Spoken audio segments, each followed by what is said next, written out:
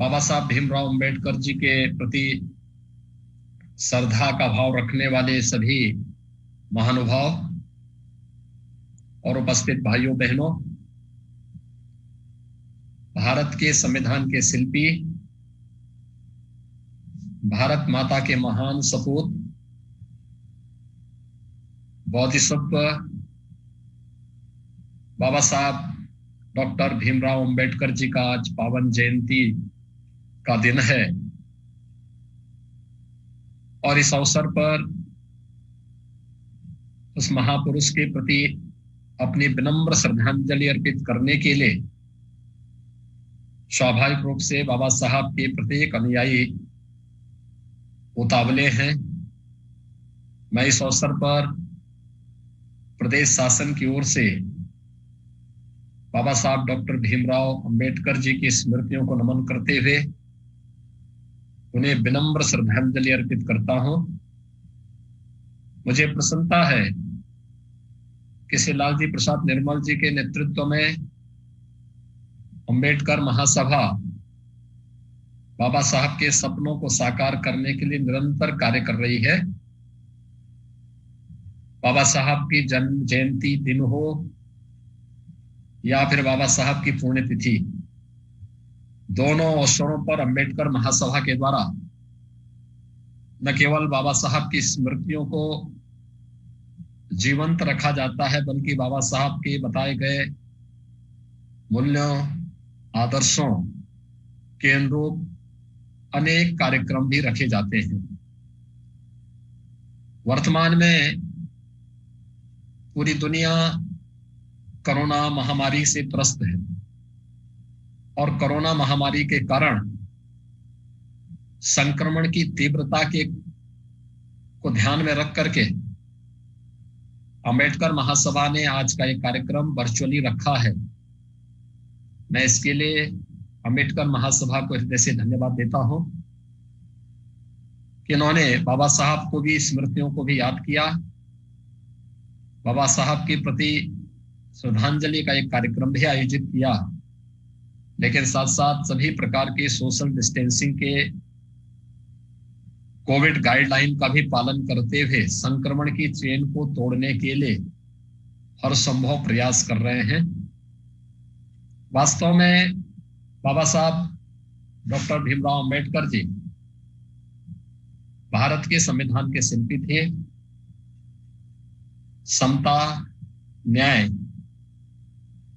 और बंधुता जिस भारत के संविधान के मूलभूत तत्व हैं, उन मूलभूत तत्वों को भारत के प्रत्येक नागरिक के लिए सर्वसुलभ कराने के लिए ही पिछले 6.25 वर्ष से प्रधानमंत्री मोदी जी के नेतृत्व में भारत की सरकार और पिछले 4 वर्षों से उत्तर प्रदेश की सरकार निरंतर कार्य कर रही है। बिना भेदभाव के हर नागरिक को घर मिलना, बिना भेदभाव के प्रत्येक नागरिक के घर में शौचालय की सुविधा उपलब्ध होना, बिना भेदभाव के विद्युत की उसकी आवश्यकता की पूर्ति होना, बिना भेदभाव के प्रत्येक नागरिक को स्वास्थ्य बीमा का कवर मिलना, बिना भेदभाव के राशन की सुविधा का लाभ मिलना, ये सभी कहीं ना कहीं बाबा साहब के उस सपने को साकार करने का एक अभियान है जो उन्होंने इस देश के अंदर, जब ये देश आजादी की लड़ाई लड़ रहा था, उस समय महसूस किया था। आज मुझे प्रसन्नता है कि उत्तर प्रदेश में विगत 4 वर्ष के दौरान हमारी सरकार ने भारत सरकार के सहयोग से 4 लोगों को आवास उपलब्ध करवाए। मुझे प्रसन्नता है कि 2,61,00,000 से अधिक गरीबों को एक शौचालय उपलब्ध करवाए गए।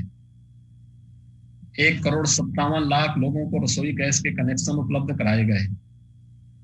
1,38,00,000 लोगों को विद्युत के निःशुल्क कनेक्शन उपलब्ध कराए गए।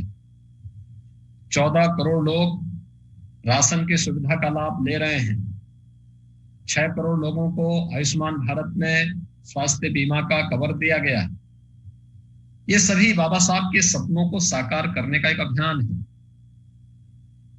प्रदेश के अंदर 18 कमिश्नरी में अटल आवासीय विद्यालय बाबा साहब के उस सपने को साकार करने का एक भाव है, जिसमें गरीब और मजदूरों के बच्चों के लिए भी अत्याधुनिक शिक्षा की आवासीय व्यवस्था उपलब्ध कराने का एक कार्यक्रम प्रदेश सरकार के द्वारा प्रारंभ किया गया है।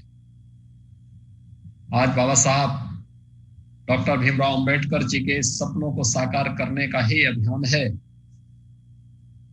कि सामूहिक विवाह के कार्यक्रम व्यापक पैमाने पर प्रदेश के अंदर बिना भेदभाव के संपन्न हो रहे हैं। लेकिन इस सब के बावजूद अभी एक लंबी लड़ाई आगे बढ़ाने की आवश्यकता है, व्यापक जागरूकता की आवश्यकता है।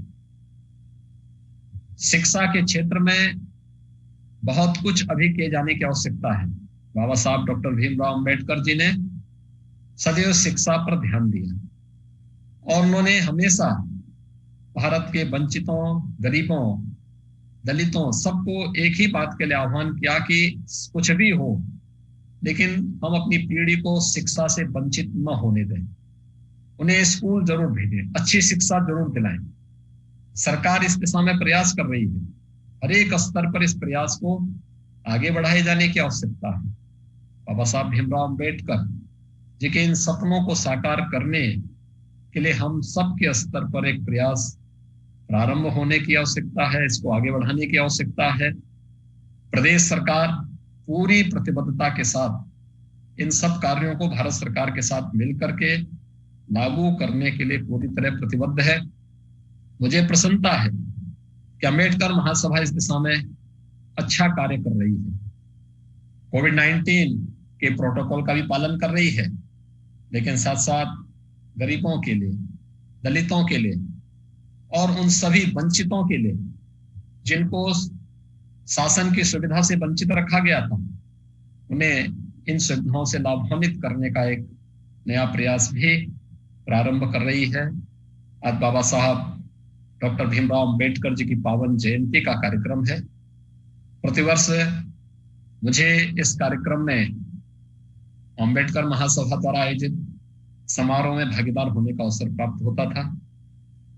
इस बार और विगत वर्ष लॉकडाउन के कारण और इस वर्ष कोरोना के तीव्र संक्रमण के कारण ये संभव नहीं हो पा रहा है। लेकिन मैं इस अवसर पर अंबेडकर महासभा के द्वारा चलाए जा रहे अभियान की पूरी सराहना करता हूं और विश्वास करता हूं कि हम सब भारत के संविधान के शिल्पी डॉक्टर बाबा साहब भीमराव अंबेडकर जी के उन सपनों को साकार करने के लिए निरंतर प्रयास करेंगे, जो प्रत्येक नागरिक को समता, न्याय और बंधुता के लक्ष्य को प्राप्त करने में